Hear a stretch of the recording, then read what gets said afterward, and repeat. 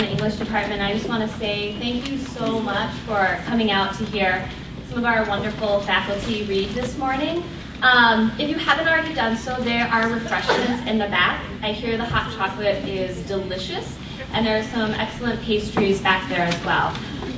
Also in the back there is a table with information about Anoka-Ramsey's new AFA degree in creative writing, which is super exciting. There's some other goodies back there too, so if you've got some time at the end, make sure to stop by and say hi to us. There's also in the back attendance certificates, so if your professors have offered extra credit, those certificates are in the back.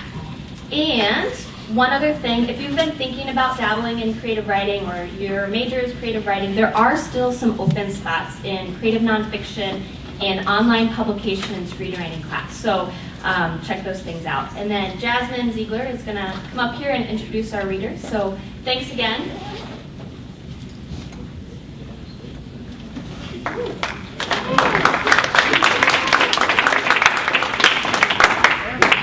So our first reader is Cynthia Brandon Slocum. She earned her Master of Fine Arts in Creative Nonfiction from Northern Michigan University, where she lived for 4 years on the hypnotic Lake Superior. Since then, she's taught composition, business communication, and technical writing at North Idaho College and Gonzaga University. Her creative writing can be found in Fourth Genre, River Teeth, Quarter After 8, Southern Indiana Review, Arcadia, and Red Divider. She is also the web editor for Sundown Lit. She enjoys baking, biking, playing tennis, and photographing a tiny gnome that travels around the country with her and her husband. I've seen pictures, it's pretty cute. And here she is. Thank you.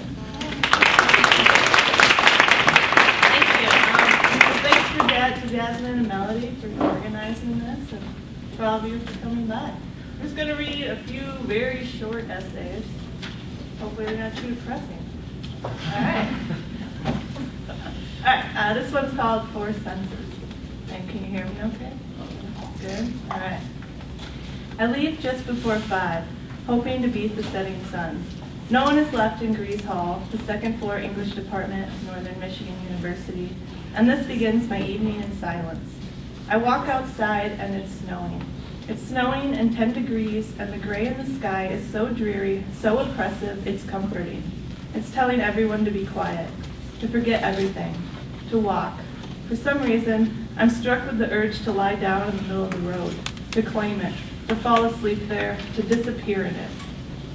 The gray and snow muffle everything. Even my big boot footsteps are inaudible, barely visible in the snow at my feet, refilling like quicksand, erasing all traces of its visitor. I can see my breath in cloudy, quick spurts, but it's not long until it too vanishes, until it swirls away on a breeze. And I wish I could go with it. I wish I could evaporate and circle this lake town for days. At the top of the hill, I can see Lake Superior a mile or so away, also silent, hiding under a layer of snow and ice. But you can see further out where it's unfrozen, where a black lake churns quietly. I can barely see it from here, but its heart, its slow solitude somehow pulses through me. It reminds me I am insignificant. It makes me want to disappear into the woods. No, to become the woods, to stay here forever. There's something about the silence, a silence that makes me wish sound didn't exist. 4 senses for the rest of our lives, and that would be enough here. Today, I sit in an unrelenting morning sun in Spokane, Washington, so far away from that place. We've been here 5 months, and I have yet to make any significant connections to people, to place, to life. I don't know if it's that I'm not trying or I'm trying not to. Instead, I call home. I Skype friends and family. I spend hours looking at photos of them online. I blog, hoping just one person will write to me, will comment, will relate.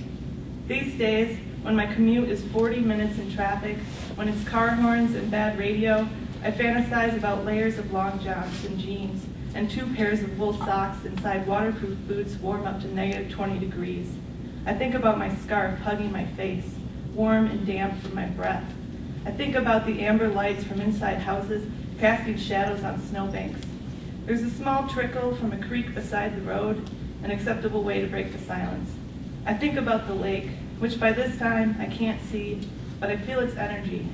It's almost dark, but I'll hold that image in me until I am that winter lake, until I'm quiet and strong and unapproachable, until I'm so lonely it feels like home.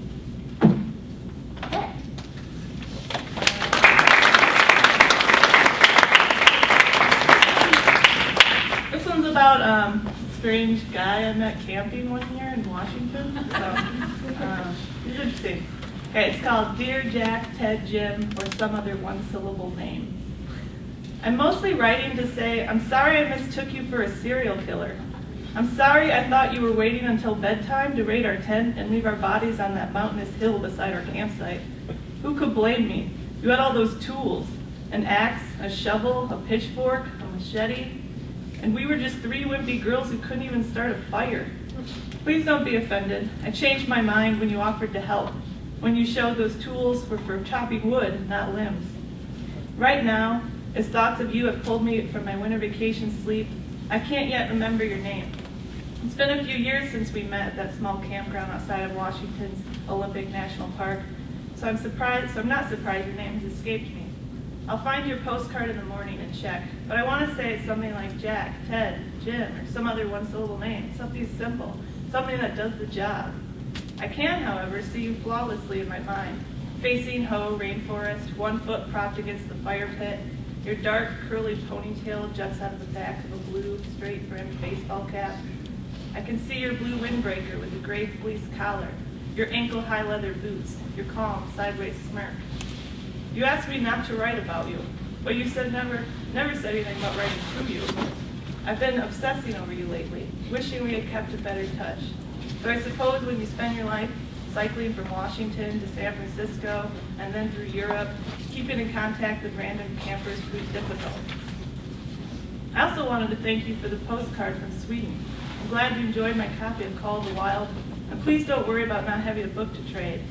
I often wonder how refreshing it must be for you to never have more than 1 book at a time, to swap for whatever your new neighbor might have.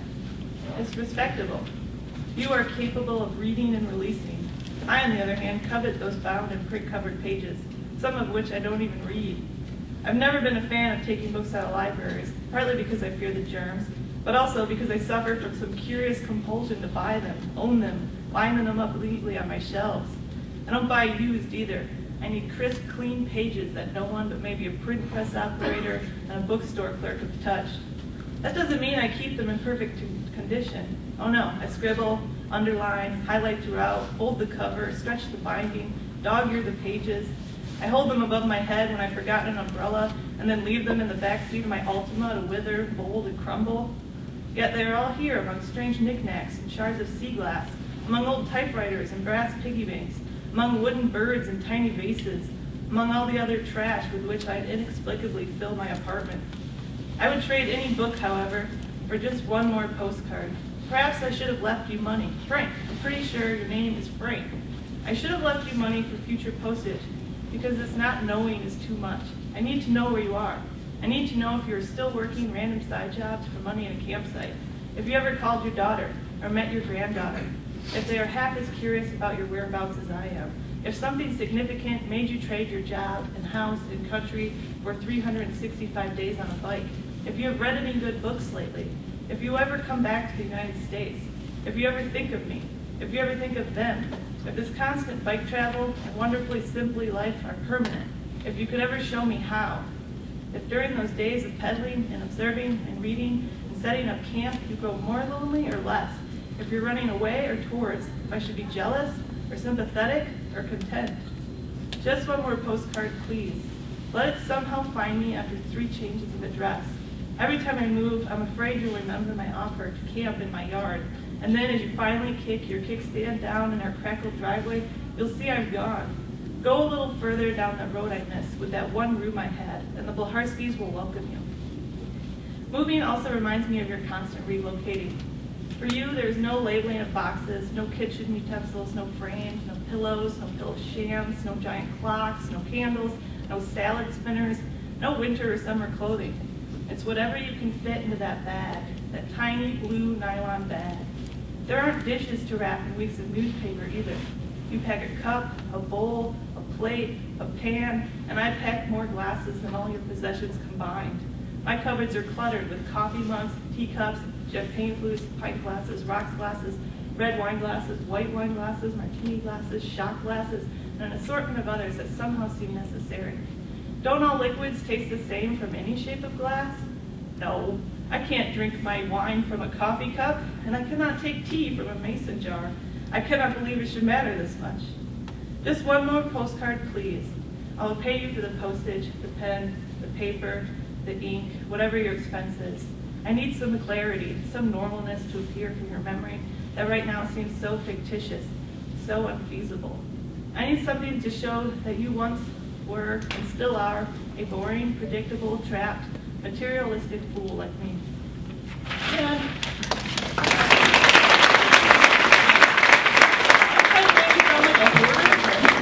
not a hoarder. A lot of stuff. Okay, this last one's really short. It's called I'm Peeling These Potatoes. I'm peeling these potatoes because it's all that this moment requires. I'm rejoicing in the grit they shed on my skin and the starch they leave on my knife, drying and hardening like soap scum. Where the spud turns inward, I take the pointy edge of my peeler and scoop out the eye, a wet crunch. I'm watching the strips of skin curl back at the quick swoop of my peeler, the metal blade sliding through with ease. The onions sizzle and dance in the pan, and I wait until they turn translucent to sprinkle in the flour. I watch my roux under the glow of my overhead lamp, the rest of the kitchen in darkness. I don't want to see what's over there on the table anyway. The laptop where I've been imagining a life on the other side of the country, where I've been looking for jobs, looking for a home, looking for myself in the streets of Spokane. I can't see myself yet, so I continue my Google street tours. I pick up coffee shops and park benches, travel down back roads and highways, but even those seamless 360-degree panoramic shots still don't show enough.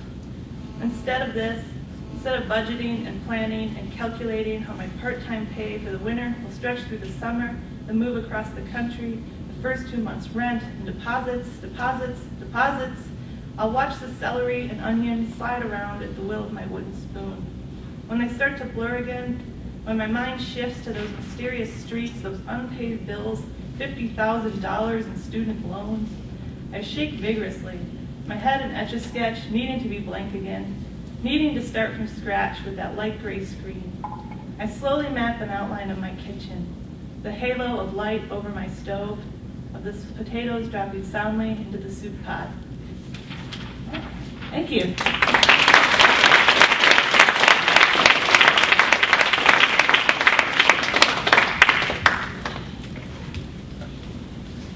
Thank you so much, Cynthia. Our next reader is Kathleen Wan. She holds an MFA in creative writing from Hamline University. She has received various awards for her poetry, including a Loft McKnight Award in 1989. She has also been a McKnight Award runner-up in 2008. One of her short stories received a Tamarack Award from Minnesota Monthly. She has been published in various journals and magazines, and her work appears in the Milkweed Edition's anthology, Sacred Ground. She received a Minnesota State Arts Board Fellowship in 2002, and most recently she has published a book of poetry titled Unless You Count Birds. She has 2 children and lives in South Minneapolis with her husband, a frisky dog, and 2 birds.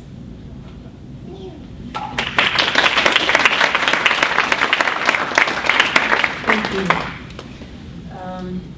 And thanks for coming. And thank you to my fellow readers. I'm going to start with this is my book, which came out last summer before last. But I'm going to start out with 2 new poems. And the first one I gave an unforgivable name to. The first poem is called A Poem. In my new neighborhood, a woman is out on her front steps on Halloween morning, carving 3 pumpkins. One for her husband, one for the little girl, and one, I assume, for her. She has been described by the man as his partner.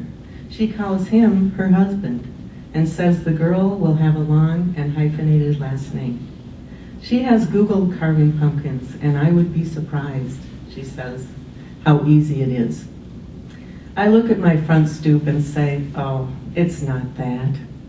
An enclave of pigeons takes off from between the houses and lands on the spine of the bungalow next door, sweet and rumpled, cooing and gurgling like mourning doves. But they're full of leap. That's my mood this morning, but it's improving. Yeah, it's not that, I say again. It's that at 10 after 5 one Halloween afternoon a long time ago, my husband left when my kids and I had the newspapers all spread out on the floor and most of the pumpkins' insides. And the clock on the range stopped, and it never started again. And now I can't stand carving pumpkins.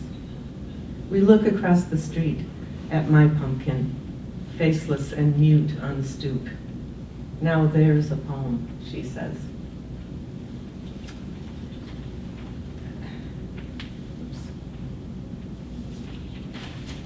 This one is a poem about going to the University of Minnesota many years ago.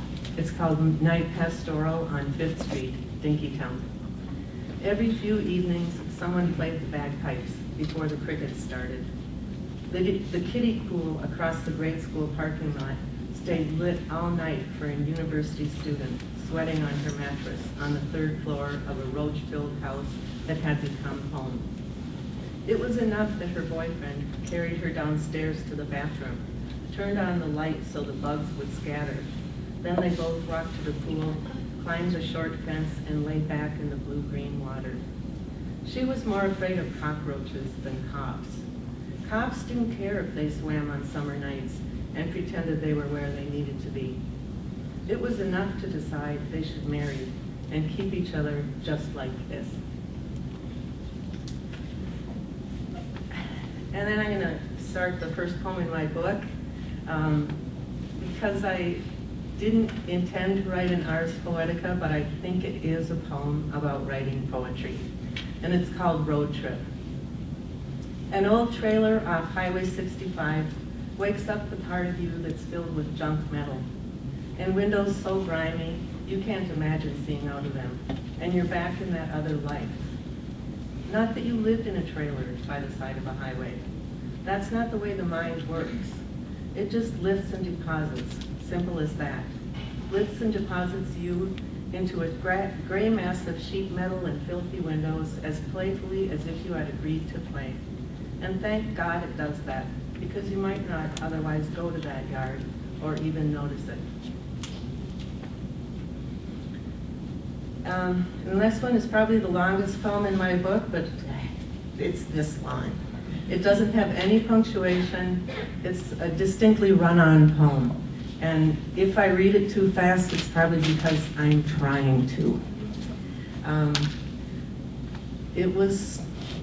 I started this poem because my son was driving along with me after we had been climbing together, and he was telling me all these awful stories about people that he knew. And he was in high school, and he was on a very circuitous route toward high school graduation. Let's just put it that way. And a friend of mine said, do you want to support that kind of grandiosity in him? And I said, no. So this poem came out of that. It's called Farmhouse. Can you hear me if I don't talk into this thing? Yeah. So? Okay, I'll talk into it then. Farmhouse. Okay, I'll tell you about that place. I was there because they were friends of his, and he was my big brother. He lived on his own, and he wanted to show off. The girl was 15 at the most, just younger than me, and they all lived in an abandoned farmhouse. There was a basement, but no stairs going down to it, just an open hole, and someone's little kids played in the kitchen by that long fall. And worse, the girl lived with her uncle and was his girlfriend. We accepted that, I guess. She sang better than Joni Mitchell or Loretta Lynn or her own mom, who looked like a girl too. Going around the room was one joint after another, a great big bottle of wine, lots of grain belt. I watched her sing, sometimes nodding my head. In that place with no way home except my brother, I had no mind of my own. I watched someone soak her foot in Epsom salts. A nail went through it. I had no body of my own either. So when I see anyone going too far, that farmhouse is really what enters my mind. Whoops, lost my place, sorry. Okay, that farmhouse is really what enters my mind, settling deep like a stone in mud. My son, whom I would pull from quicksand and send almost anything sinking beneath him to do it, tells me about the crackhead he knows, who sings scat and was burnt in 2 months, sometimes has a week where he's clean and doesn't have pee all over his pants and talks normal, and he's back on it again. And Tyler, the heroin addict, and how do you know these guys? I asked my son. He's a squatter. I don't know, he says. And I think of that place, that hole, and those little kids, and I want to say go backwards, run away from that stuff. But that's not it. That's not what I want to say. I want to say, hang on to your body. I want to say, listen. I want to say, I've heard enough.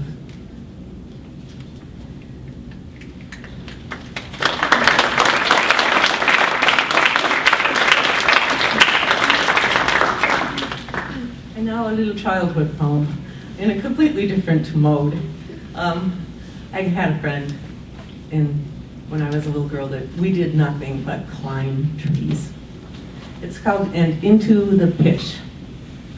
And into the pitch of this tree we landed, swaying like snails on the bulb of a water lily, just at the plate of the river, swaying in the current in the slow wave of a boat long gone. We are babes of this pine. We know the swell of wind that will send us circling, hug our faces against the bark, swim in the night air, eyes shut like bats. And look, down below is another mother, shaking a spoon toward the tip of this tree. Come down, she shouts. It will take weeks to wash off that pitch. We open our palms to the sky, tip our heads back and laugh into the cold air that suspends us. From here, Orion's stance is sure. From the point of his sword brushes our fingertips. We can ascend if we wish.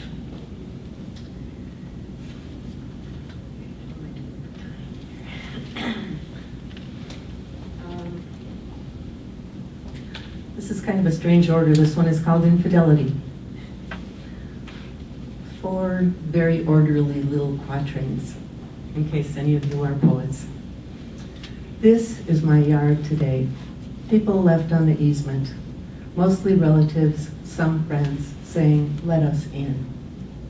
Bikes wet on the front lawn, roller skates turned up in the flocks, mist lying heavier than usual on the fall snaps and mums, those autumn babes. From the yard, wet kitchen windows, maybe the dishes just done, a sandbox filled with toys I cannot toss, buried for more than just this season. And the woman on the back steps, refusing to stay off our land. You sequestered in the kitchen, and me coming in, pressing back against the door.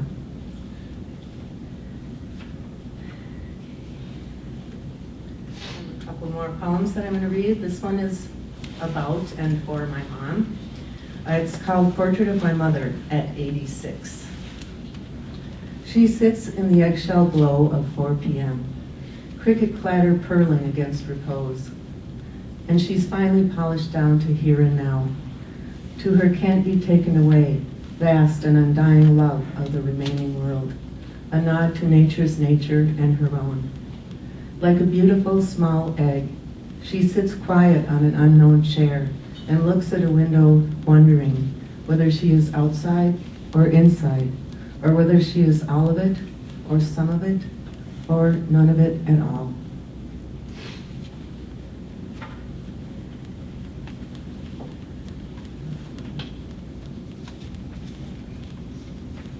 Okay, this is the last poem that I'm going to read. It's called As Long as a Crow's Life, Meditation for Marriage, and it's written for my husband, Jeff. It starts with a couple of lines from a really wonderful poet named Nazim Hikmet. I know we live slightly longer than a horse, but not nearly as long as a crow. And it's written in 4 sections. If we are crows or horses, possessions fall away, and so do intricate things. And there we are, flying into each other, making love in that way for decades. Your breath is apricot-scented, as if I could enter the orchard through your lips and push open the seal of water against wood. When I forget crows or horses, I feel immortal. Thinking takes over, while flight and standing still in the dirt are forgotten. We travel like crows, lighting on desire, a blue or fog-covered point at the tip of a tree. Not so simple to love for this long. Thank you.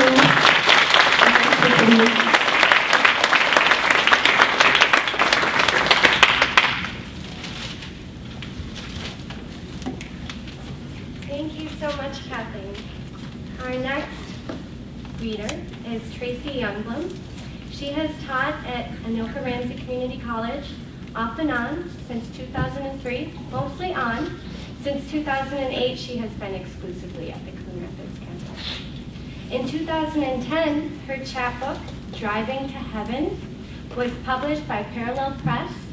And this past September, her first full-length poetry collection, Growing Big, was published. Besides teaching and writing poems, Tracy writes book reviews, maintains a blog, and acts as poetry editor for the online journal Emprise Review. In her free time, she enjoys cooking, gardening, running, practicing yoga, and hanging out with her husband and 3 sons. Please welcome Tracy Youngblum.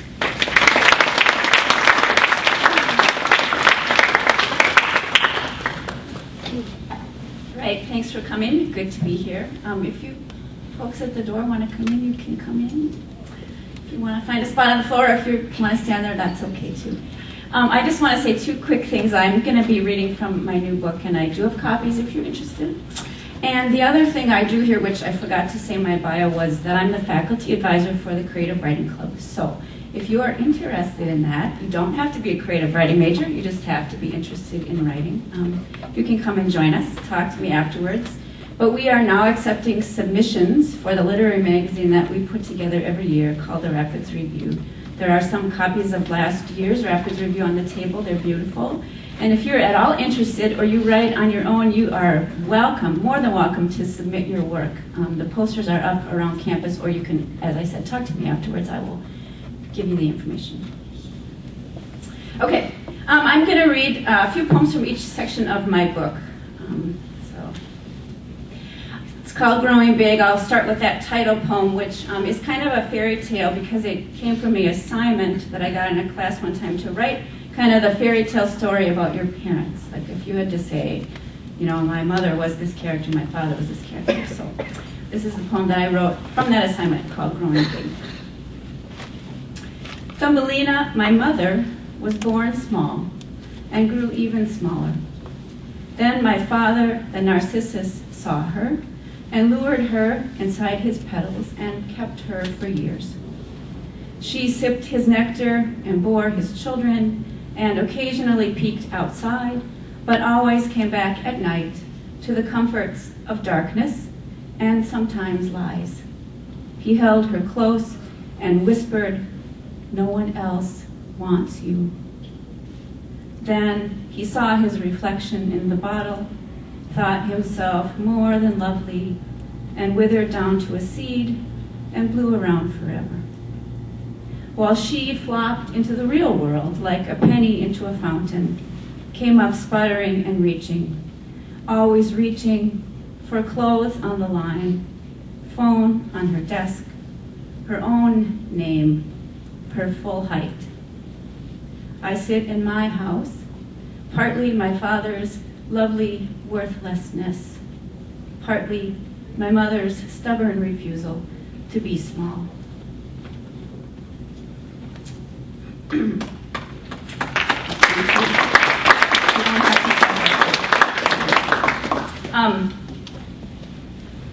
So I have 3 sons, and so raising boys is always very interesting. We had a lot of fun, but they did some things that I did not understand. So I wrote this poem kind of about that. It is called The Boys Bring Home Birds. Any wounded one will do, bald, bulbs of unopened eyes. When they reveal them to me, reach back to bring them forth on their upturned palms, the birds wave like broken-handled flags, emblems of crippled victory. No one understands this catch in the heart more than I do. I nested hairless mice in a coffee can, fed them with an eyedropper, held the hamster while its breath rattled against my hand, wrapped a bird in a flannel shirt, spooned it raw egg and worm. But these boys are not used to such longing. They wear it crookedly. That movement under their shirts is not merely love. When I insist they let the birds go, they turn and stuff them in jean pockets where they stiffen and die, or set them beneath the lilacs to appease me, only to return later to claim what is theirs, what they have already begun to destroy. I'll follow that up with a happier animal poem. How's that? My grandparents had a dairy farm, and so I spent a lot of time when I was a kid hanging around that farm, and especially the cows. And so some years ago, I read a poem by the well-known and terrific poet Ted Kruser called Pasture Trees, and it was a poem about cows. And I just, I had a very visceral reaction to the poem because it just painted a very different picture of cows than I had ever experienced. In his poem, the cows were stupid, and I didn't like that very much, so I wrote this poem in response. It's called The Poem About Cows. Oh, I want to be in the poem about cows, be a presence to their stiff-kneed two-stepping, steady rhythm of their constant chomping, dance of the moderately smart, of the mostly happy, feel the rough tongues of the calves as they lap grain from my palm. I live with a vision of their perfect teeth, triangular hips, hair that sprouts from their ears like the old man's, my grandpa's, who once curried the black and white geography of their hides with me. We laid our arms across their bony backs, drew our hands down the length of nose to the place it turns silk, talked with them as if we were animals, or they were not. Eventually, they knew his absence by the pressure of my grandma's lean cheek against their variegated living sides, as she tried on her widowhood by assuming my grandpa's life. She loved only the hard regularity of their need to be milked, once with the sun glowering from the east and once as it sulked away to the west. She measured time by gallons sold, said nothing to anyone. She kept them, borrowing little, sleep from an easier year maybe, strength from the memory of her husband's love for animals, even the stupid ones, the few cows who once tried to cross the swollen river too soon, floated, swirling away, huge ballerinas, their tails rising like skirts in disarray, his arms waving as he ran along the bank, crying for help and getting none, not for the poor dumb cows and their awful mistake, or the ones who never needed them, nor for his wife, who later in the day would not understand his grief.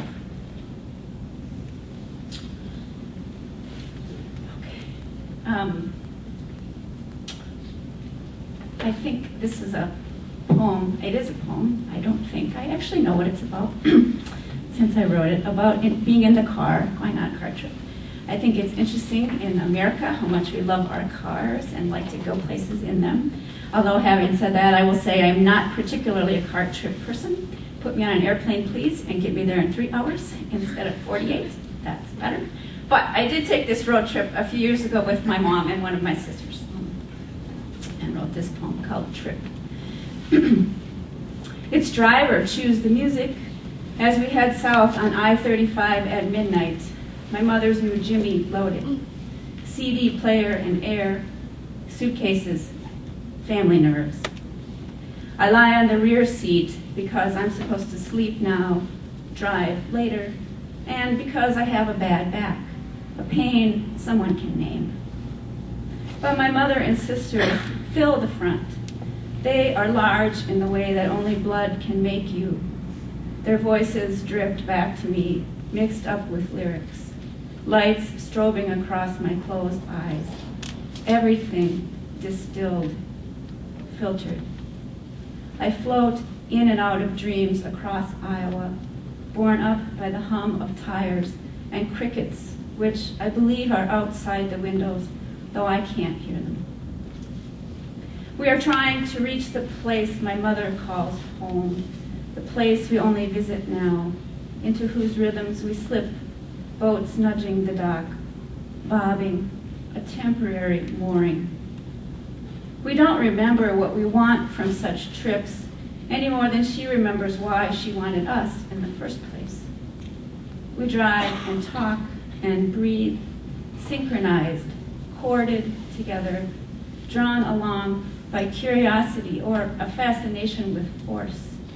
My arms pinned to my sides, I wait for sleep and resist it, listening for signals from the front, that other world, hanging on for the word that will drag me out the door, where I'll stand up in a strange land and take my turn at the wheel.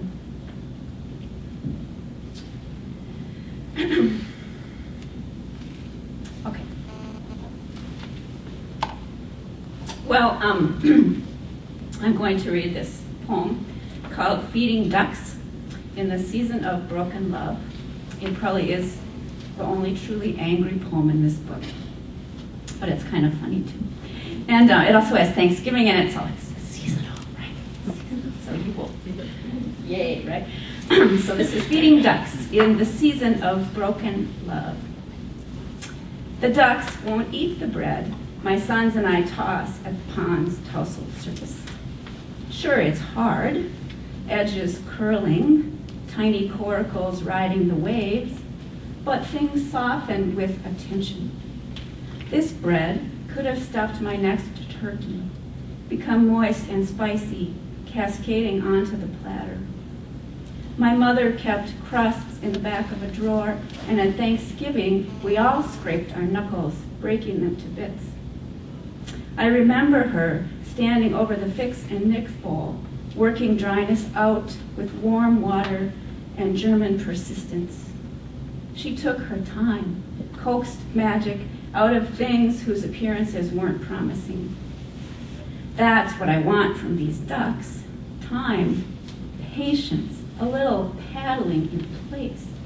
No, they're not people, especially not men, but I hate how the subject of men hangs on me these days, how my children are all boys from whom I want to drive out these duck-like qualities: hasty disdain, haughty refusal. I hate the bitterness that floats in my blood. I hate the ducks who remind me of the men I've hated who have done the same thing, turned their backs on what I've offered as if it weren't good enough. Every imperfection, my fault. My husband read that poem and said, I think this is a book for women. Decide. Okay. A couple more poems. So at one point in the process of putting these poems together as a manuscript, this had a different title. The title of this used to be Touching Tongues, so I will read that poem now. I feel like I need to say more, but you'll get it. It's called Touching Tongues. The only time I ever wanted to die was after the musician who asked if he could kiss me, who tuned me tight as a guitar string for a few weeks, left with no explanation, left me screaming into the night, if I could die, let me die. I never had a chance to tell him it wasn't just love that made me crumble over the steering wheel. It wasn't just that kiss, those kisses, or what he said to me in Spanish. It was my now naked and shivering secret. I want to fall helplessly into the mouth of men who sing, stay there wetly, touching tongues with music being made, with tongues that make such music.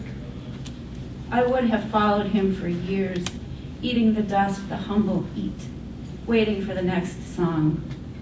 I would not have asked him to sing to me.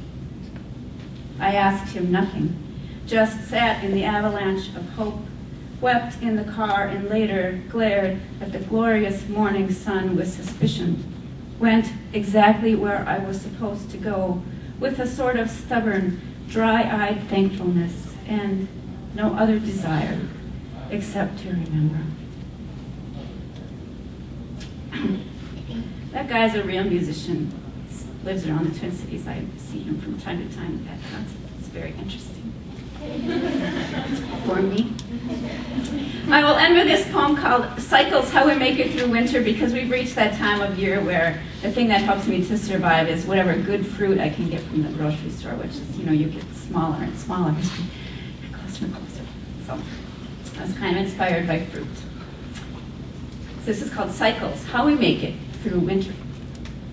The first good navel oranges arrive in January like telegrams to Minneapolis from paradise. We lift their scented sections to inhale and cable back. Sorry, we are still here. In February, we welcome tentative grapes, except the mottled strawberries. If we're lucky, by Easter we see stout pineapples, heavy-bottomed, sensible enough to keep us here. They drop their stiletto leaves, pain and pleasure of ripeness, martyrs hungry for sacrifice. And then it's melons, watered green honeydew, curled crisp watermelon studded with seeds, barely sweet, but the blood of life seeps back in, irrigates our hands. The amazing cantaloupe's juice pours down our chins, falls onto shirt fronts. Our reserve dissolves by May. We rush to buy peaches from strangers off open-ended trucks, palming the plump Colorado, the Washington state. We stroke the fine hairs of kiwi and later pluck the delicate engorged raspberries from their secret bushes in the bluffs. Now it's pulse, promise, earth's curve and the curve of our shoulders bent to this communion, our hands cradling plums. What has come to us? We eat together, shy but familiar, dribbling, sucking, storing what we can against the continued revolutions of our planet, which already hints at autumn, advertises the uncompromising apples. We will eat those too, solid and dutiful flesh that we are. Our movements will slow, resolve, thicken under our tongues until we can only wave again across our frozen world to those we dream, we remember.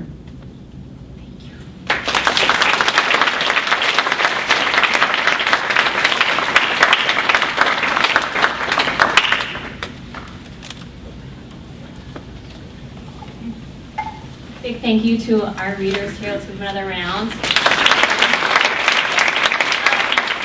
thank you all so much for coming today. If you haven't already, there's still more treats in the back. There's a few more. And the table is in the back, so stop by, say hi, and have a great rest of your day.